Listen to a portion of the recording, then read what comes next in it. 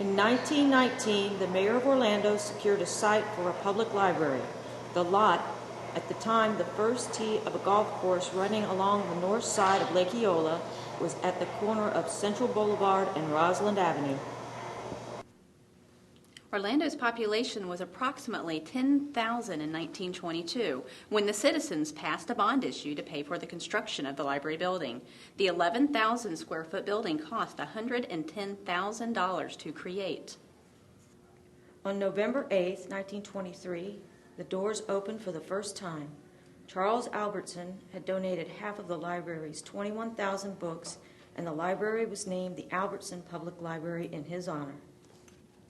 In 1924, the Booker T. Washington Library became the first branch. It was housed in what had been the rectory of the St. John's Episcopal Church on South Terry Street.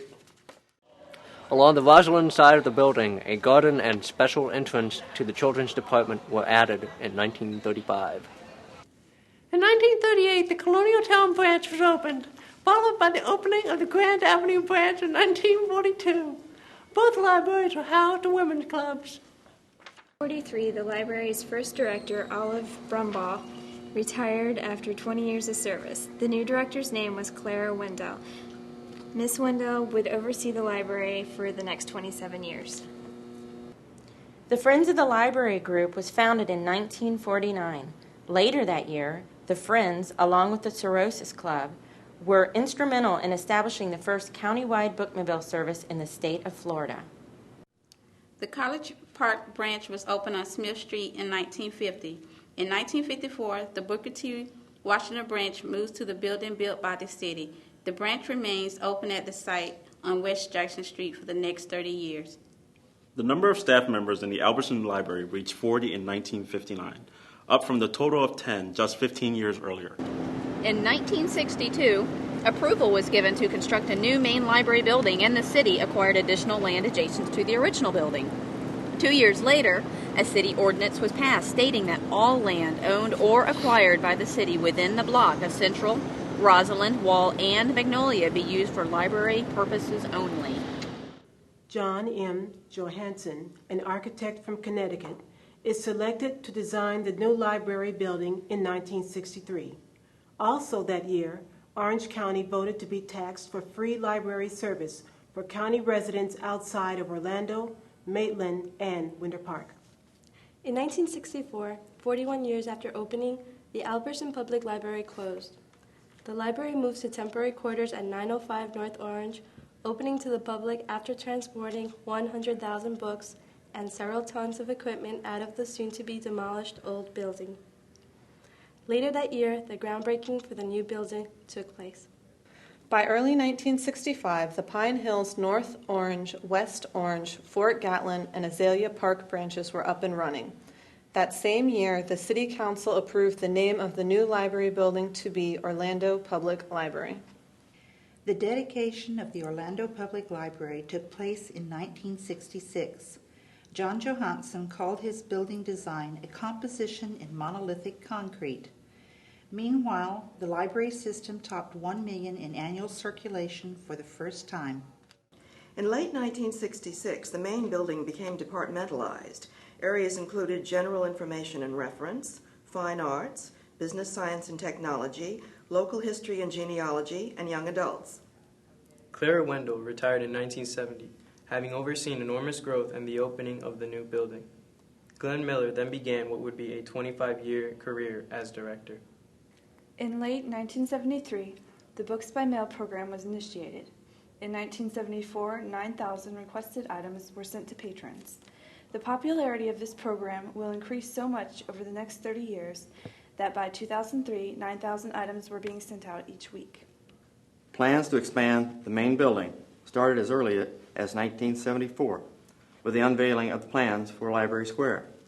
The idea was never realized, but expansion of the Orlando Public Library will become a reality in little more than a decade. In the mid-1970s, the Children's Department produced 2 films, Sharing Literature with Children in 1974 and What's So Great About Books in 1976. The latter film earned praise from the executive director of the Children's Book Council, John Donovan. An ending and a beginning took place in 1979. The bookmobile was parked for the last time after 30 years of service. And later that year, the Orange County Commission approves an act to establish a special taxing district for library operation and expansion. In 1980, voters approved a bond issue for the creation of the library district, paving the way for expansion and operational funding for years to come. In 1981, Mrs. Bennett sold her Wall Street home and property to the library. Schweitzer Associates are awarded the design contract for the expansion of the main library. Groundbreaking begins. The opening of the Washington Park branch combined the collection of Washington Shores branch and the Booker T. Washington branch in 1984. The Booker T. Washington branch thus concluded a 60-year run. The main building closed in March 1985 and reopened a month later as the new renovated Orlando Public Library. A year later, a grand opening took place celebrating the completely expanded facility featuring 290,000 square feet of space and innovations such as the drive-up window. In 1988, computers allowed online circulation. Later that year, the library system forms 4 divisions: Division of Business Operations, Division of Branches, Division of Reference and Information, and the Division of Technical Support. By 1991, the Southwest, Windermere, and South Orange branches were open, bringing the number of branches to 11. Also that year, the library initiates the Deferred Compensation Plan. In 1995, Glenn Miller retired and Dorothy Field became the library's 4th director.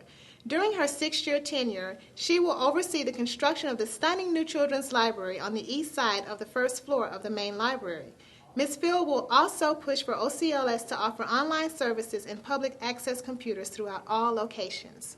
In 1997, OCLS initiated an internet site, allowing patrons to access the library card accounts, searching the card catalog, and request materials online. Reciprocal borrowing was introduced in 1998, allowing free borrowing privileges across county lines in Central Florida. In 1999, a prototype branch building was developed for future branch expansion. By 2003, 3 such branches will be in operation and a 4th will be under construction. As the new millennium began, the West Oaks and Herndon branches opened, bringing the number of branches to 13. Mary Ann Hodell became the 5th library director in 2002. She brought an immediate push to increase the library's market share and visibility in the community. The library system soon has a new logo, billboards, and marketing committee aiming to reach as many potential patrons as possible.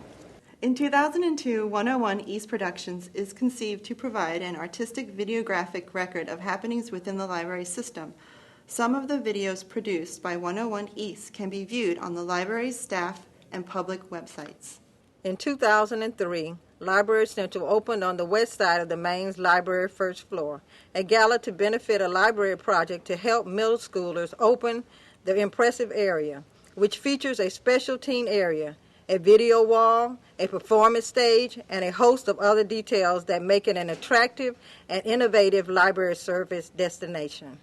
On November 11, 2003, the library held its 2nd annual Staff Day, bringing together all 300-plus employees in the system for a day of learning, entertainment, reflection, and good fun. Featured among the many breakout sessions was an opportunity to make a history of the library system with 101 East.